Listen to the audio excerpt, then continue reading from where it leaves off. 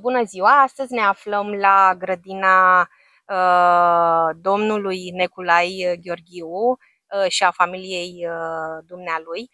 O grădină plină de legume, după cum bine vedeți, de tomate și dorim să prezentăm pentru viitorii fermieri urbani un model de bună practică și mulțumim că a acceptat provocarea noastră de a fi alături de noi și de a ne prezenta ce a reușit să creeze în acest spațiu urban cu privire la agricultura urbană.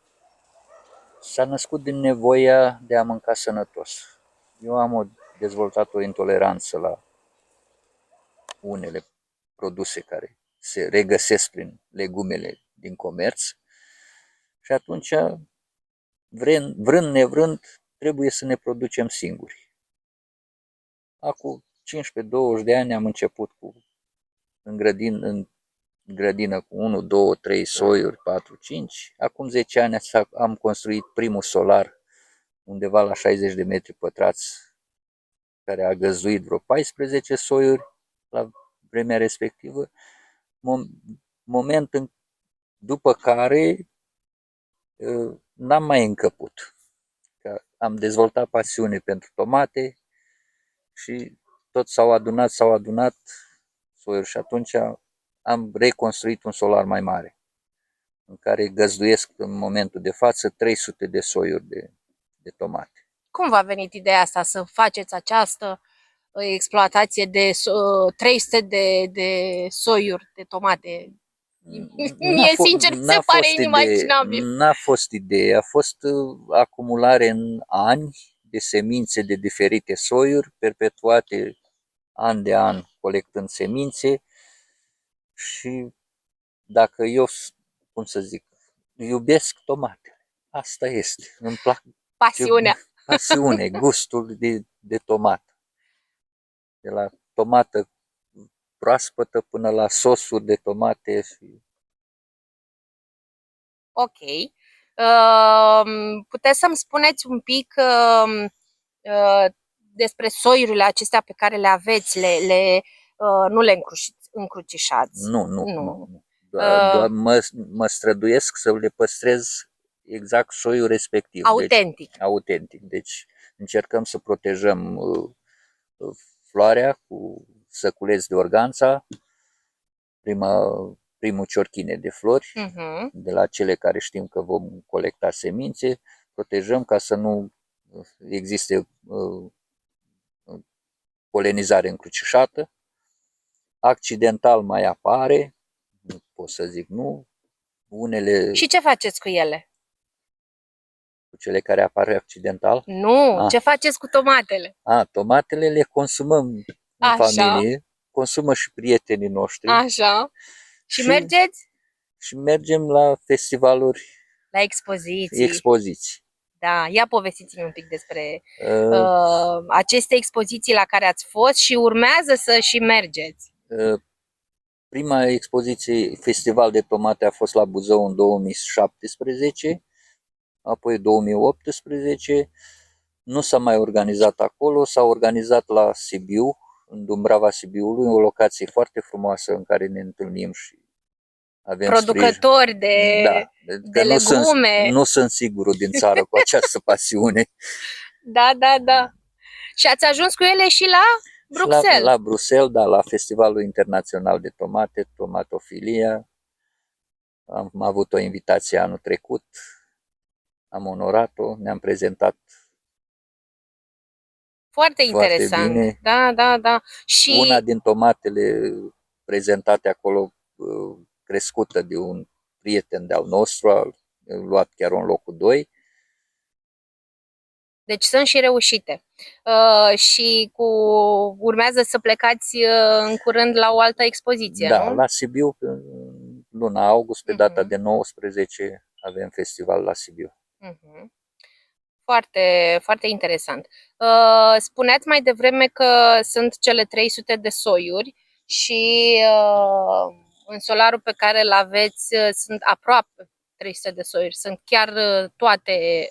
Da, anul ăsta sunt toate puse. Exploatate. Da. Da, foarte, foarte drăguț.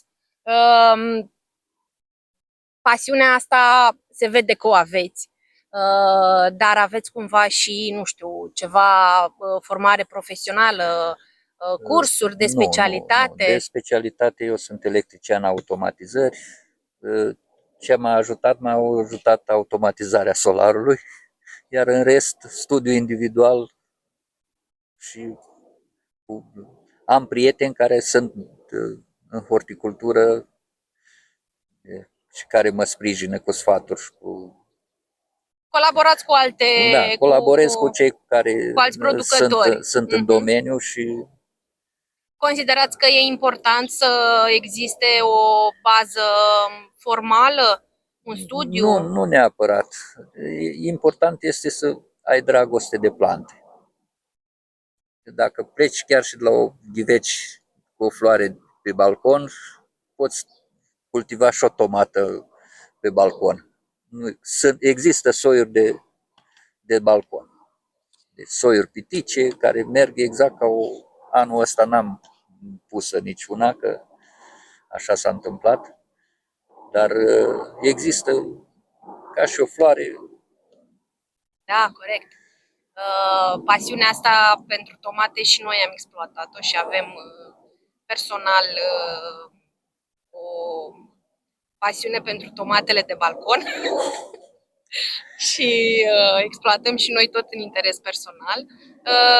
Ca și un model de afacere, dumneavoastră aici aveți o grădină pe care o mențineți folosind tehnici ecologice, Da, o agricultură ecologică. da, da. Doar ecologică și ăsta a și fost motivul pentru care o menținem și ne străduim, muncim în trânsa. Care credeți că ar fi alternativele În la momentul de față, pesticidele și în toate momentul de substanțele față chimice? există, în schimb costurile sunt mult mai mari față de cele de sinteză chimică.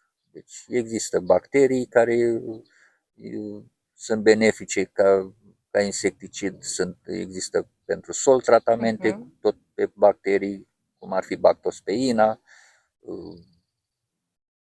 există Am înțeles. radius, sele, culturi de bacterii care...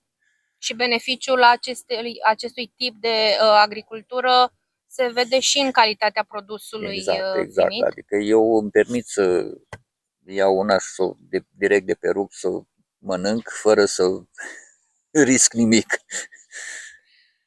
Considerați că acest model de grădină pe care dumneavoastră îl administrați împreună cu familia ar putea fi replicat de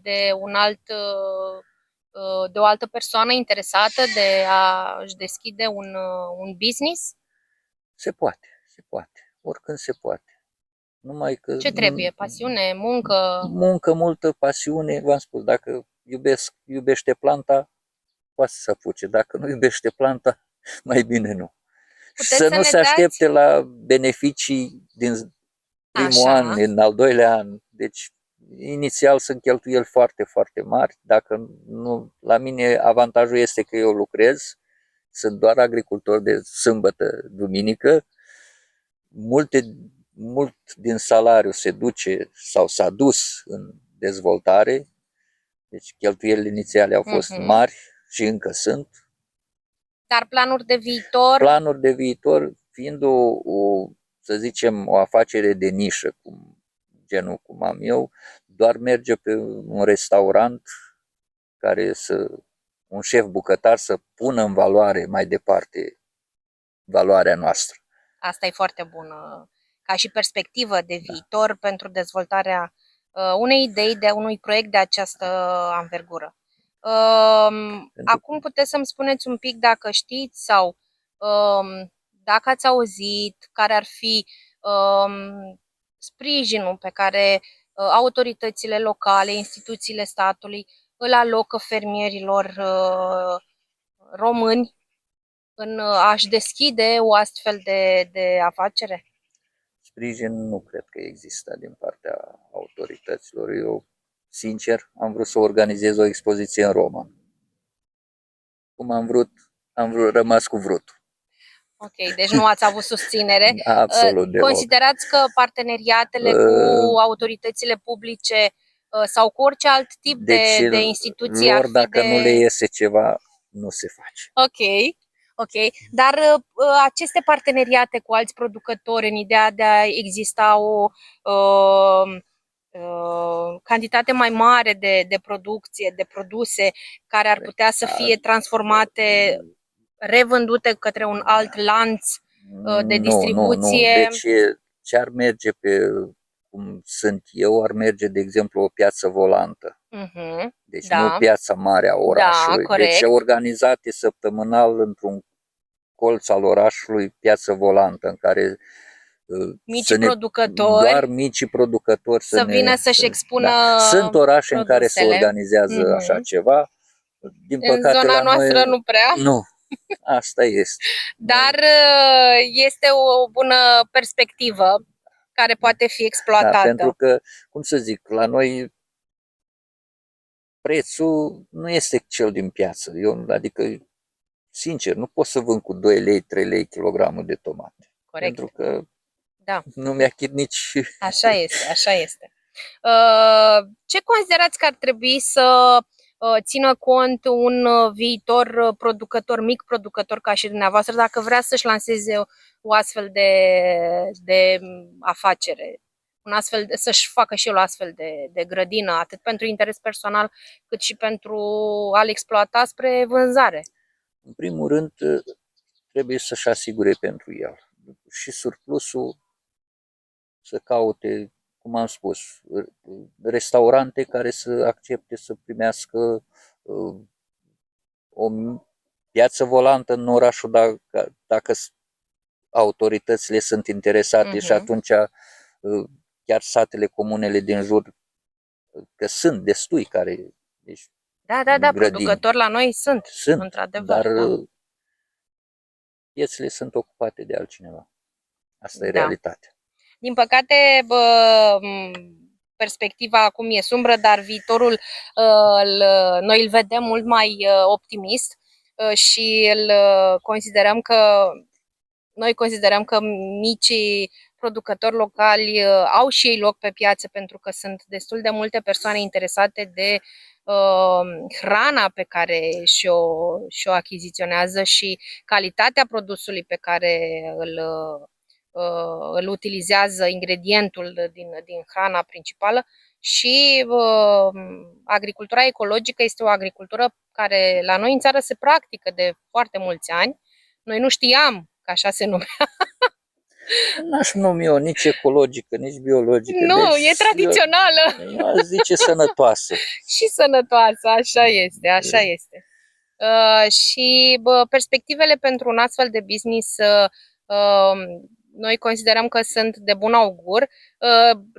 Unul dintre modele sunteți dumneavoastră, tocmai de asta am venit aici, să arătăm că se poate face pentru a crea, pentru a produce hrană sănătoasă atât pentru familie cât și pentru apropiați, dar poate și pentru revânzare către un alt business tot mic, tot local, și astfel comunitatea să se susțină, să se autosusțină și toată lumea să beneficieze de o viață și de un trai sănătos.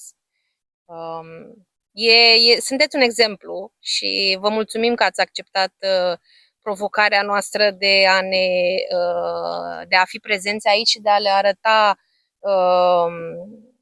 altor persoane interesate de acest domeniu ce se poate face. Vă mulțumim foarte mult. Plăcere. Și mult succes mai departe.